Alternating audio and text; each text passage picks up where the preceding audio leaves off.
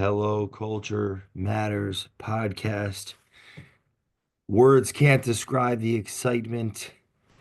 Before I introduce you to our guest, here's a quote just for this episode. The meaning of two personalities is like the contact lenses. If there's any reaction, both are transformed. Carl Gustav Jung. Our guest today has been on the show more times than we'd like to admit. They're a great friend of the Culture Matters podcast.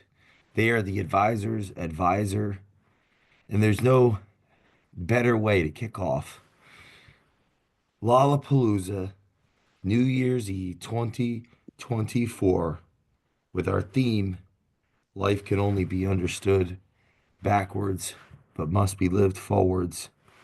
Then our guest, who's crushed the show. I want to shout out three episodes in particular for you to listen to after this episode. Episode 544, What is an Advisor? Episode 552, What is a Board? And episode 648, What is Value? The one and only mic drop, Mike Calhoun, is here to kick off New Year's Eve Lollapalooza 2024. Man, thanks for joining me, brother, at 5 a.m. the day before next year. Yo, bro, we're gonna probably have the most productive day we've had in a long time. I'm just where's my Zoom? Hold on, you're in my pocket. Where's my Zoom here? I'm There he literally is. literally dialing in. I just dialed in the beard. I want to make sure I'm ready. I got the beard oil in, the hair slicked back. I got my sunscreen on. Shit's about to get bright, but I'm going to transition down to the layer downstairs, the Iron Man office, where it's a little quieter and my voice doesn't vibrate the beds of the children and wives. Let's see Would here. would Oh, it be you all know right what to though? ask I've you? got to get my dude. I almost forgot the BA hat. Dude, You that need would your be hat. tragic. When you first heard about the New Year's Eve Lollapalooza, what what did you think? What did you think it was? And how would you describe it, having learned what our intentions are to our listeners? I thought it was actually the funniest thing I've ever heard you say because you're very serious. And then when you cracked out the Lollapalooza thing, I was like, oh my God, he has a sense of humor. But it was good. It was good. I really liked it actually. I wish I'd come up with it first. But somebody as bright as you, I would expect this. You just kind of you sneak it up on them when they're least expecting it. Um, and I like the idea that you got to stretch yourself, right? You get up early, you go for an extended period of time, nonstop, rolling from conversation to conversation, inviting individuals to literally just merge into the next one, meet the next person. Um, it's a it's the perfect illustration of invest in people, and that's what we're about to do today, right? We're going to invest in people, and I think people will learn from if we commit, which you're the pro, but if we commit to asking really good questions, not only are we going to get great answers, but I think it'll help them shape their thoughts, shape their minds, shape their preferences and priorities for what they're about to leave behind and what they're about to go into. And that's probably the best thing we could do for anybody. Yeah, I want the audience to know and understand that Mike Drop Calhoun challenged the idea and is the first to show and exemplify the idea to do what he just said. Flow into the next conversation. We've got Berman coming in at 6 a.m. Lean into the next conversation. And I believe his decision to participate all day is going to is an expression of the values of Culture Matters, what this show is all about, and will inspire others of our guests today that will be leaning into and learning what they learned from 2024, what they seek in 2025, what their words are, and so much more in the spirit of Kierkegaard's quote, life can only be understood backwards, but must be lived forwards. Mike, thanks for showing up so early and making this happen on New Year's Eve. It means a lot. Well, it's not even that it's New Year's Eve. It's when you have a relationship like Jay Doran that shapes culture in some of the best countries across America, and he invites you to have a conversation. I think the least important thing is what time it's going to transpire, right? Did Or you how have long a it's going to go. and I wanted to say this in the beginning, and I need to make sure the audience knows this, that this day, because I just did a dedication that I want everyone to go listen to, the Culture Matters podcast, New Year's Eve dedication to our very dear friend, John Schwartz. Kierkegaard said, when the tyrant dies, his reign ends. When the martyr dies, his reign begins. I don't believe I would be doing I don't believe my heart will be ready for everyone to connect today and everyone to flow into the next conversation and us to be doing this together with a capital T, without John Schwartz, with, without John Schwartz in my life, without his example, and without his loss. On September 16th of 2024, we lost him, but the Eternal gained another, another. And so I want to dedicate this day to John Schwartz and challenge our listeners. You can go listen to our last New Year's Eve day, and he was one of the 12 people I interviewed, having been on the show 9 times. So, but in that spirit, Mike, I want to ask you, did you have a word for 2024? And if not, what would it have been if you did for the year of 2024? Let's see here. Can you hear me? Yes, perfect. Oh, good. Yeah, I want to show you something here. I want to show you how I survive. I got to get better with Zoom. My team runs this thing. Oh, here we go. There. That's how I survive. If you're not watching this on YouTube, everyone that's listening, we're looking at a giant, beautiful cup of coffee with this amazing Check it out. You looking just throw it in here. coffee maker with the beans. Boom. You throw it in there. And you can follow us on YouTube by just typing in my name and typing in New Year's Eve 2024, and you'll see the Culture Matters podcast, New Year's Eve 2024. Mike Calhoun, love the Christmas tree. Looks sick. Dude, if they don't believe us, It looks like, sick. dude, Take we're a getting picture we're of it. getting we're getting started early, Put that on my Facebook. right? So yeah, your word for 2024. Did you have one? And if you didn't, what would it I've be? got a few words for 2024, but I think Jubilee is a really good one because if you look at what a Jubilee is, it's a celebration, a time of forgiveness and releasing people from their debts and their burdens. And it's in this case, I think it's more important, yes, to release others from potentially their debts or burdens, but we have to release ourselves. We Hmm. have to release the things that we are carrying that many times weigh us down, hold us back. It's the mental encroachment that many times leads to exhaustion stress, the um, the mistakes that we make that we normally wouldn't have made because we're carrying everything mentally on our back. I think it's time to just let certain things go, trim the fat, and focus.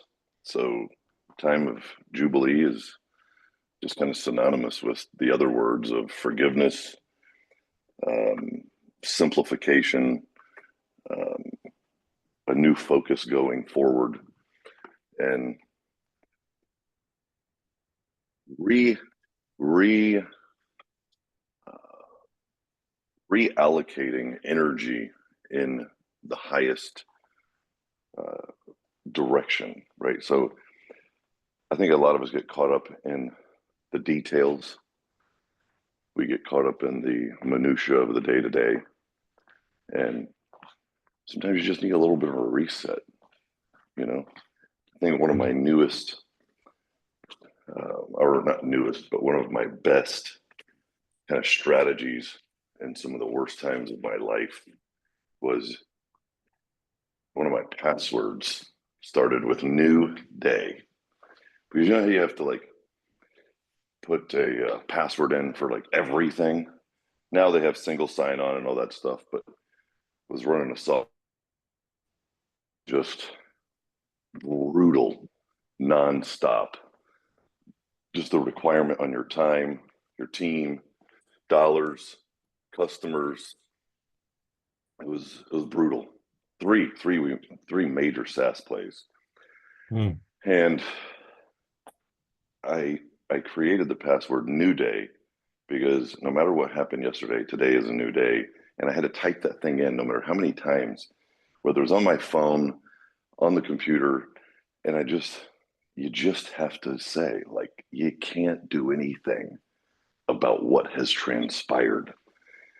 You can only shape what is new and going forward. And if you allow all of the crap that you're not happy with or didn't go the way you wanted to go to even be near you or in your mind going forward, you're more than likely going to repeat it. So I literally just try to look forward and just consider every day a new day. Now it's going to be a new year, right? So do we learn from the past? Of course, or otherwise we're an idiot. But we definitely, we definitely want to release ourselves from the guilt of the past and the weight of the past because it's unnecessary and we're human, so we're emotional. But it doesn't mean that we have to be emotional about the negative. Let's focus on being emotional about the good. And I think gratitude is probably the other. It's really, really difficult to be grumpy when you're grateful. So if we think of it as a time of Jubilee and we think of it as a time of gratitude, I think it's going to put us into a Mm. mindset that makes us unstoppable. How do you practice gratitude personally? Are there word tracks that you think, or you do certain things or not do others? It's so by default, things creep in on your mind, right? Oh, you know, my God, I got to have another team meeting. Oh, bro, but I have a great team, right? And I worked hard to get that team. But you always have a choice because every day, every moment, there's going to be something that tries to creep into your mind that just could be seen as negative. And I think the best way to practice it is to recognize it. It creeps in, you recognize it, and you actually make a conscious decision of being grateful for the thing that many times we get annoyed with, right? Oh my gosh, my wife wants to sit on the couch and have coffee, but I'm so busy. She wants me off my phone while I'm on the couch. Dude, she wants your attention. You know, my wife wants my attention. It's kind of a good thing, right? What if she didn't? Mm. So Just all the little things so that when the big things hit and the really shitty thing hits your plate that's a real problem, you've trained yourself to go, oh, this is good. I'm about to learn something. I'm about to get better. I'm about to get better. Something is about to happen that's going to make me more experienced. And there's really no other way to do it. Like if you do it any other way, you turn into a loser, right? Mm. The guy who masters his mind is the one who wins because everything starts there. And I mean, this is stuff everybody's heard before. It's nothing new. Um, but the thing is, you have to live it and you have to decide. I think it's all one big decision every moment of the day. You should write that down. We make a decision every moment of the day, whether we're going to be grateful, whether we're going to be, maybe we're going to be negative. Maybe we're gonna allow ourselves to get upset and get grumpy. Hey, I've been Captain Grumpy Pants in my day. I'm dude, I was probably the best grumpy person ever to be grumpy because nothing was good enough. One second, I'm about to open up the massive garage door. You know what I'm doing right now? I'm letting every single one of my neighbors know they're last. I'm first, Mm. they're last. Maybe I'll just sit literally in my garage and wave at them as they go by in the morning. Yep, I was waiting on you. No kidding. Um, every moment's a decision to get better, to be grateful. And Mm. today, I think we're going to learn a lot about all the people that we're talking to. Like what is, how do they see the world? How do they see their family?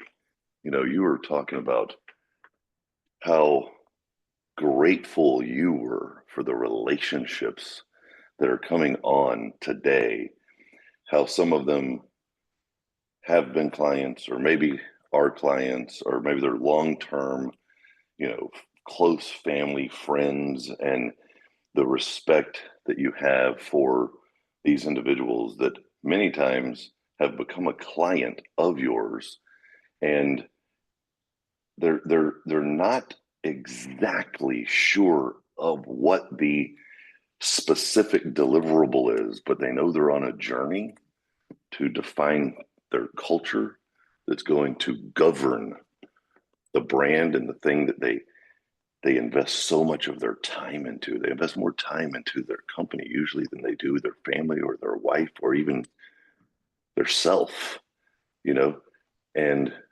you've become that partner that actually puts a spirit, a good spirit inside. I look at culture as like a spirit inside the business. You know, it's like the Holy Ghost coming into the actual brand and the company and giving it life and a rebirth and real purpose, and something that guides the company versus, you know, beating a horse.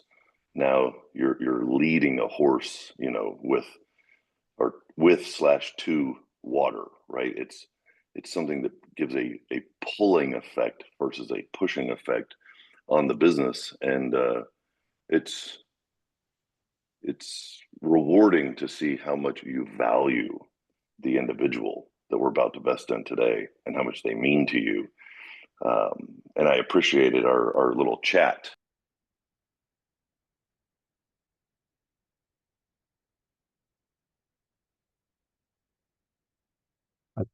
Well, I think I just lost you.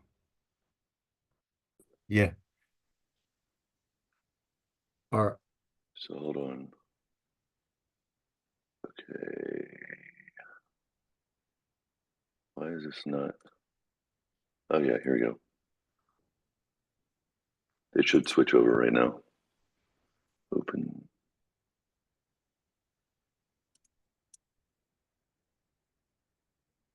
Dude, I think Mike.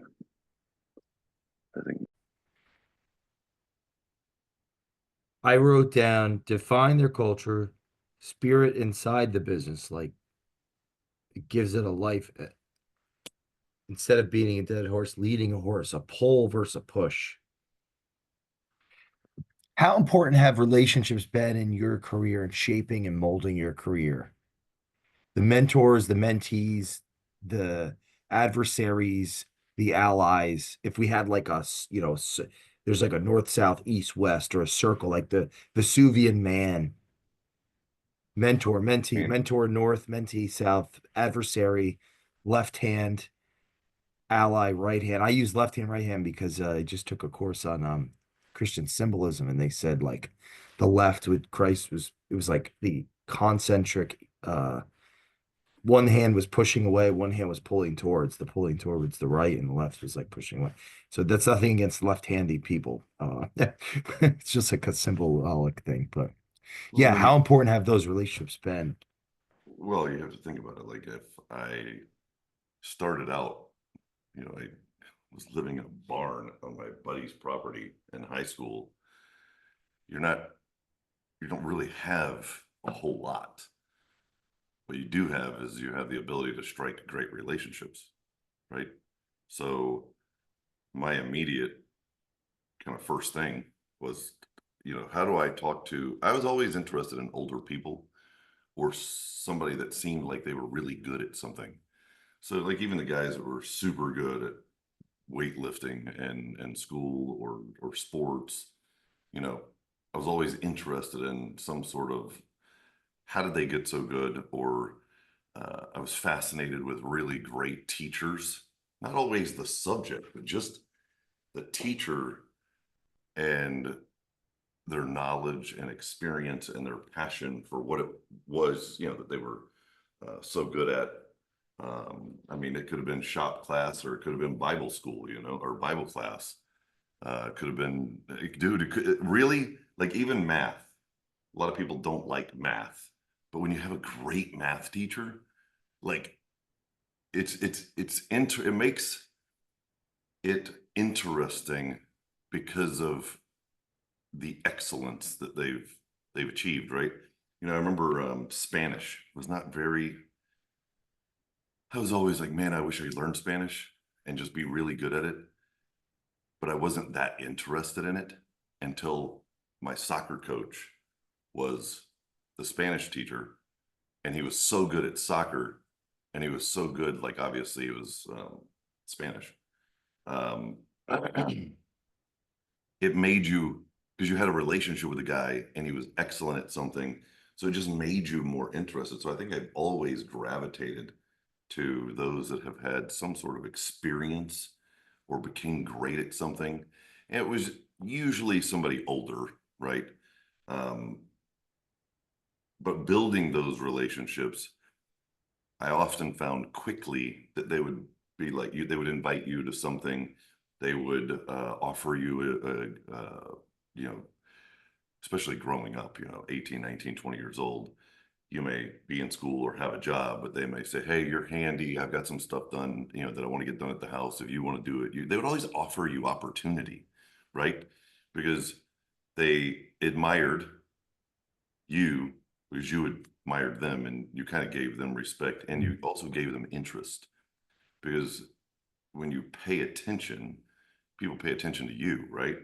So I think I found that early on, that the best investment that we can make is to invest in each other by paying, not each other, invest in certain relationships by paying attention and putting that foot forward first. And because you have to recognize the value, right? Like you don't just walk into a school or a room or a business and everyone be valuable at the time. They may be valuable at some time in their life, but at that moment in time, you have a lot going on. These people are distracted over here. These people are negative over here. Who is the one who is in this room right now that's ready for me, right?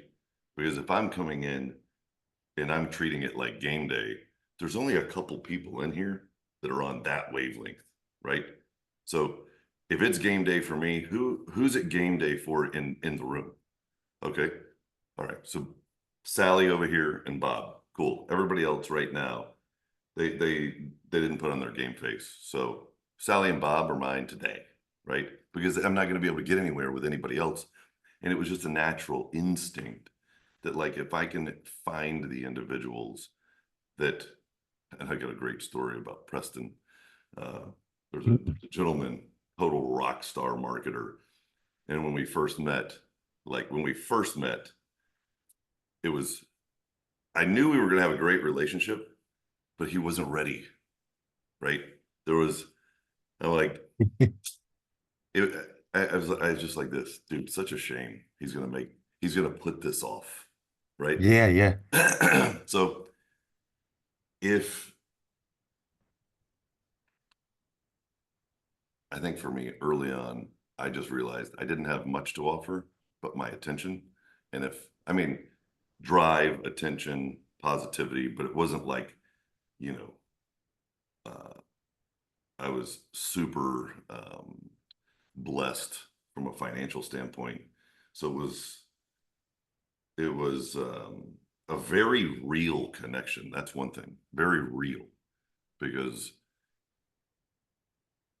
when you give the best of yourself, like and that's all you have, you know, Wow. people aren't getting that very often. You know what I mean? And I think it goes back to a little bit about like what you were saying early on. If we're asking really good questions, like today, we are focused on putting these individuals first and asking great questions. At the time, I just didn't want to ask stupid questions. So I many times was very quiet and I paid attention with my body language. Mm. Like if you notice at one of my meetings, I am the example of paying attention. So I don't sit, right? I have my suits made where they don't even allow me to sit, right? I am paying attention. If I'm paying attention that close, why would anyone in the room, no matter what is going on, I'm deadlocked on basically everything simultaneously. But that person that is, it is their turn. I'm all in on them. And even if I have to move to this and take care of this person over here, I know what's going on. So sometimes paying attention isn't even about you talking or asking a question or anything.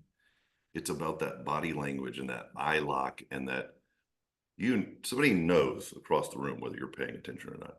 And guess what happens? As soon as they recognize, that's probably a good word for today somewhere that fits in very well.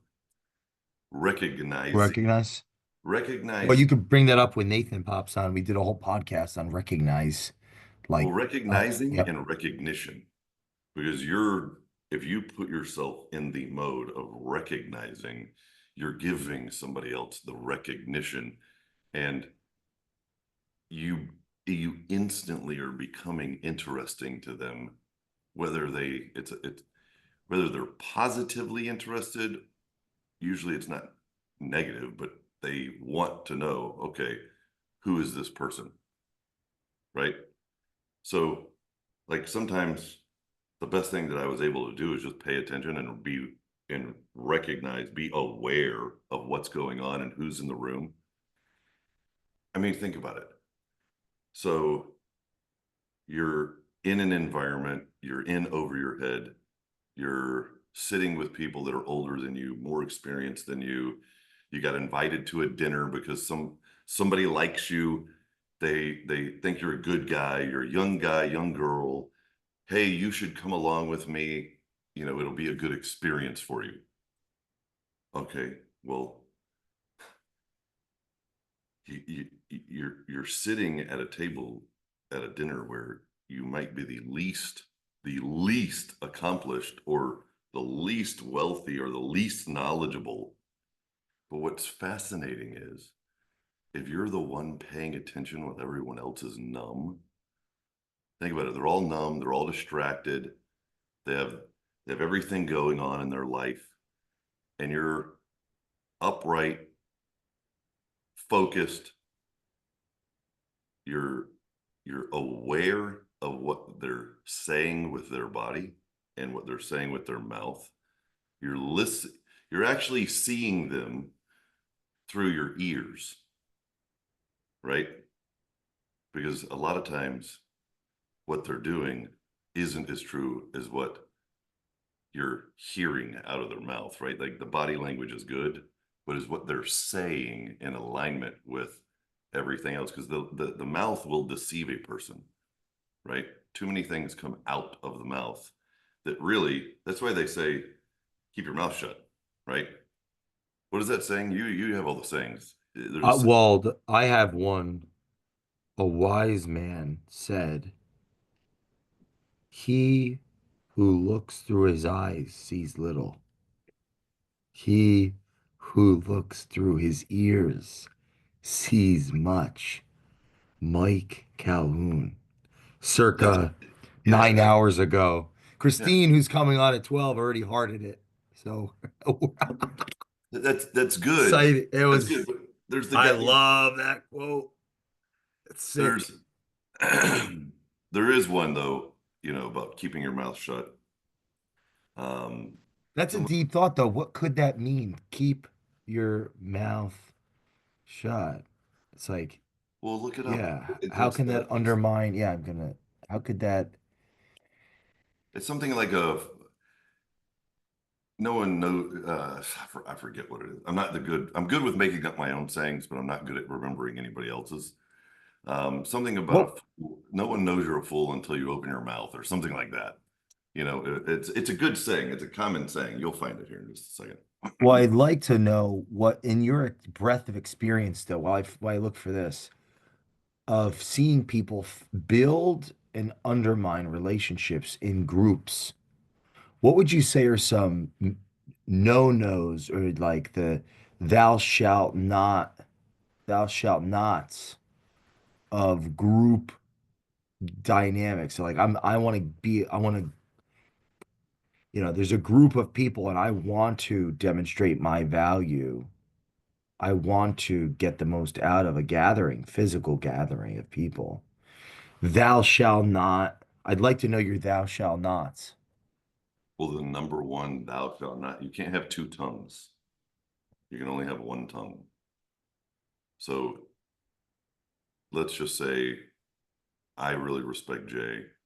Jay's great at a thing, and I'm very positive and complimentary to you, and we've developed a certain type of relationship and trust, and then maybe like I'm like, hey, Jay, you don't just prepare, you over prepare, right? So you and I can kid around about it, but I Sure, never sure. go over here and say in any type of negative light. I love Jay, but he just prepares too much.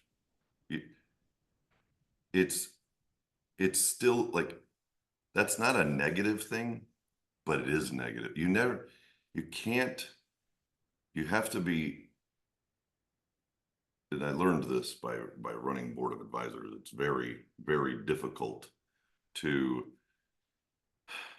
be as real as you have to be with individuals to help them, especially when they're working with other humans, because humans are fickle beings, because you have to always really kind of rely on the truth to get you to the best outcome and result.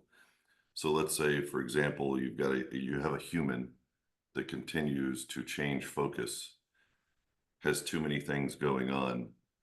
They're very talented, but potentially deluded.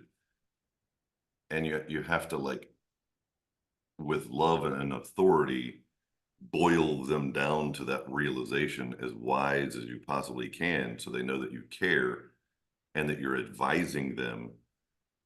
Nobody wants to hear a coach harp and beat on them for their mistakes or their shortcomings, but a really good advisor is going to do it through great question asking and answering. I mean, think about it. You know the guys, or girl is worn out trying to keep all the balls in the air, asking the right questions, getting them to that point to where they're like, man, if I could just simplify and get down to, yeah, exactly. Okay, that's what we're all telling you, but kind of getting them there. But then, that's a process that they're opening up to you, and then you can't turn around and be like, God, this guy Jim, if he would just focus, you can't do that, because even though the person probably agrees with exactly what you're saying, the fact that you're saying it the way you're saying it, when you're communicating, you're saying the same thing. It's the way you're doing it, and it's the way that they're not present when you're doing it, that makes them think, wow, so all my great conversations with this individual could be not so great if I'm not around. So it's not even that the person, that the first individual even know, it's that everyone knows. It's not that Jim ever knew. It's even worse that Jim doesn't know.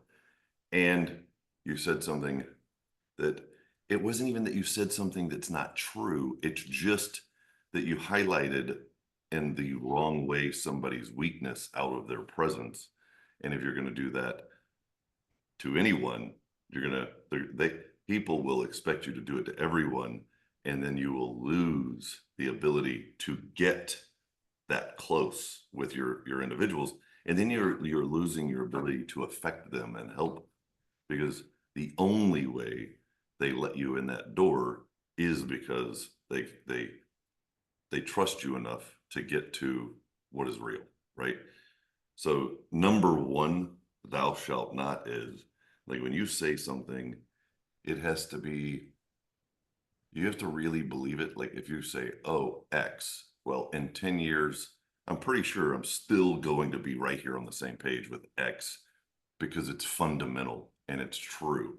Because the one thing that like doesn't really change is the truth, right? So I always try like not to, I try not to get lost in the weeds of opinion or politics or any of that stuff. It's like, what's really true? Well, what's really true is, if Jim doesn't simplify, and based on his business model and team and organizational structure, what a culture, right? Jim's Jim's got to do this or it's not going to work, right? And if we do, then it does work. So fundamentally, trying to just build relationships with blocks of truth, and never ever speaking, it's not even that you're saying, it's hard to explain, it's not even that you're saying something that's not true, it's just the way you do it to another person in a community, right? Like maybe you're tired, maybe you're exhausted, maybe you're frustrated, but you just gotta be careful how you're having the secondary conversations so that you're always the one leading people in the right direction, even if they're not around. Like this, think about this. Here's what I'm trying to say. So let's say Jim really needs some help, and I've had my conversation with Jim. And when somebody asks me, hey, Jim just seemed like he was a mess today. I just put my arm around him and I say, you know what? I hear exactly what you're saying. Will you do me a favor? Will you spend some time with him? Because I care about him as much as you.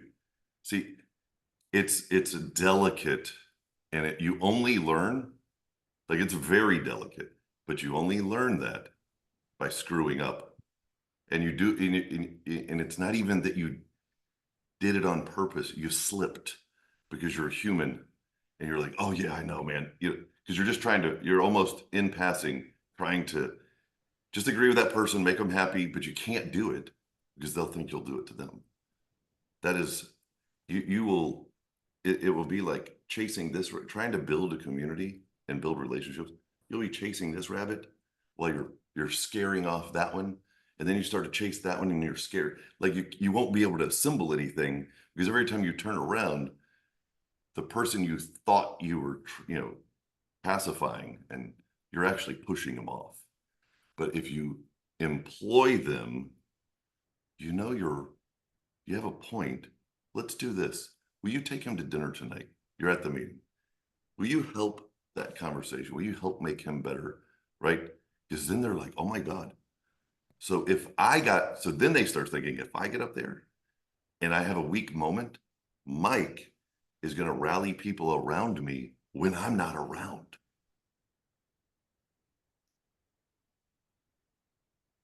How could that build trust?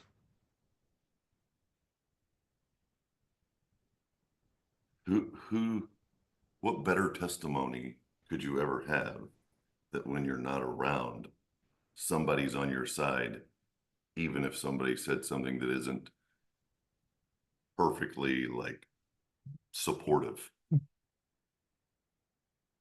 But it's not that I'm their buddy, it's that I go to the truth. You know what? You're right. We need to help him. Will you have dinner with him?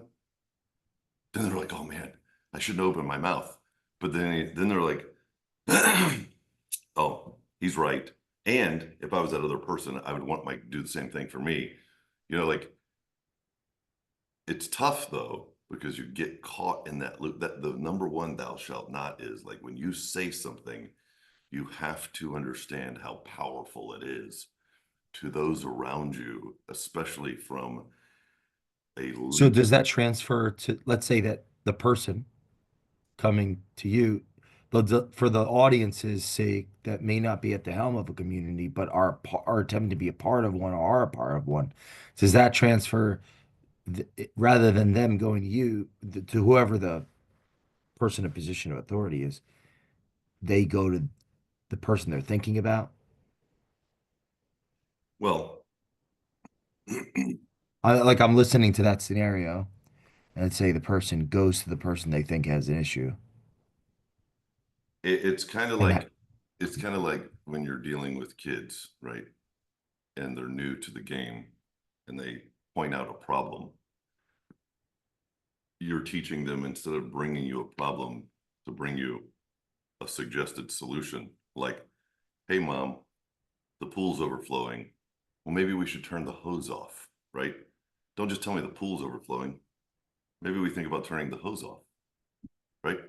So just reprogramming and refocusing people back in the direction that they need to be focused, right? People are really, really good. That's why I love consultants, right? I love consultants. They're just so good at pointing out the obvious. It's like, I mean, great, great. What are we going to do about it? Right? A really good consultant, an average consultant is just, and my wife is so funny. She's like, dude, I could do that. I could step into any business and point out all the problems. I'm like, I know, babe, I know you can. I think she'd be extremely good at that. Yes. That's why I know all of my problems. There's not one I don't know. It's very, very clear, right? Um, Yeah, it's but amazing. I have a getting, few projects for her, I think. yeah, you probably have a laundry list.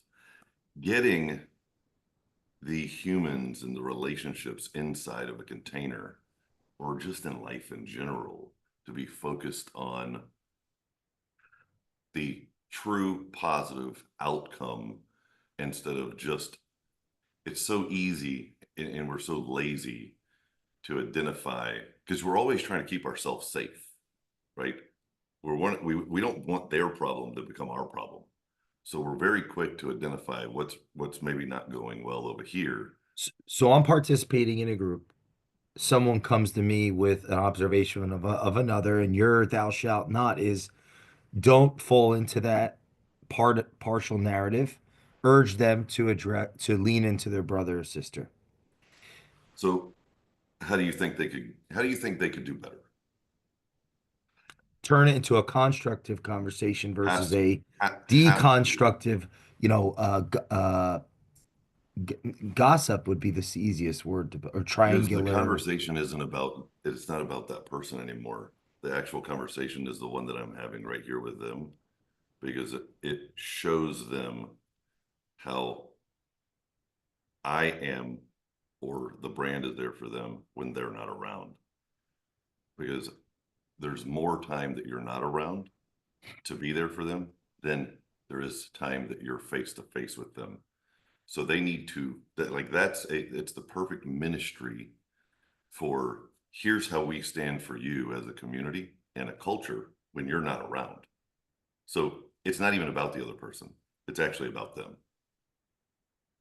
What's one more thou shalt before we go into the field? I think, Like, um, right, I'm participating in yeah, I a think, social group cohesion, and I want to be able, value able, valuable, value able, but I may not be able to help myself. I don't know what I don't know. Thou well, shalt not. and again, again, my wife is amazing, with helping me to see where a potential failure will take place. So think of the puppet master when you're leading, when you're a producer, you're leading, you're the advisor, right? Think of a puppet master. You're able to control, right, from the top, what, in the sense of guiding a community, creating strategy.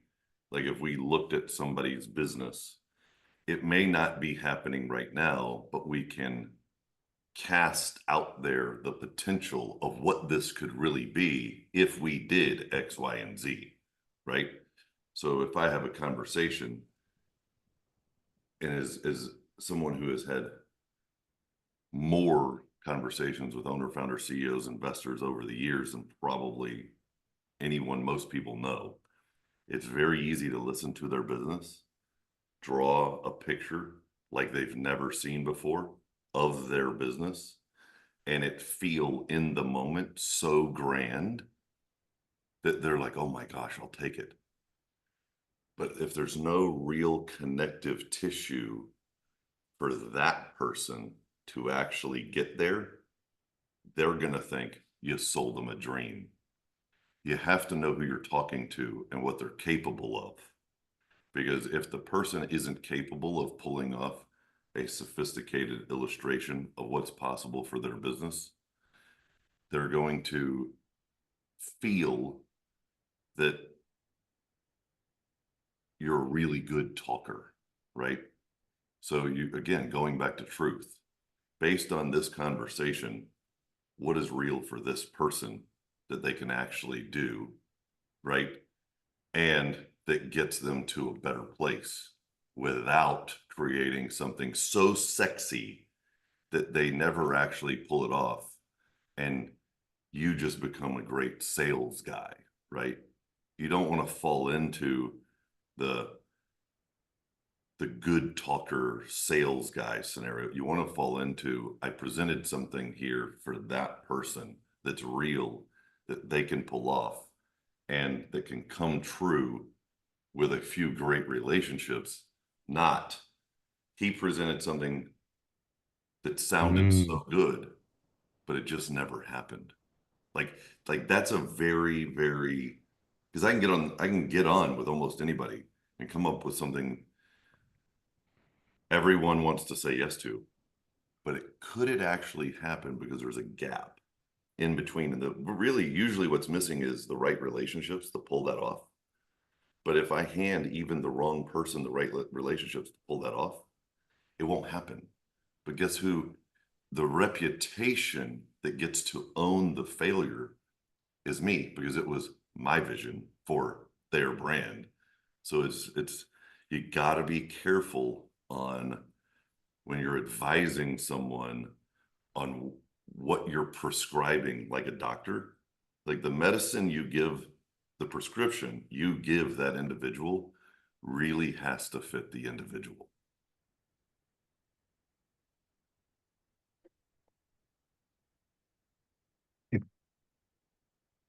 My word for 2025 is intensity. In the spirit of intensity, we're one of 20 today. If you're listening to this episode of the Culture Matters podcast, go listen to episode 552, 548. Let me make sure I'm saying the right ones. Yes, 552. What is a board? 544. What is an advisor?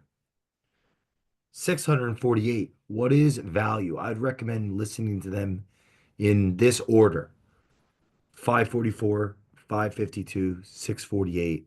Type in Mike Calhoun on the Culture Matters podcast, and you are going to learn more in those 3 hours than you learned in high school and college combined as it relates to people and business and building your communities. Mike, Yeah, I just have to say one thing. Those podcasts are definitely not black and white. They are in full color. you're the man. If Kidding. you're listening to this, share this to a friend that needs to hear it. Leave us a review on the Culture Matters podcast. And we will see you next year on the Culture Matters podcast. New Year's Eve, Lollapalooza.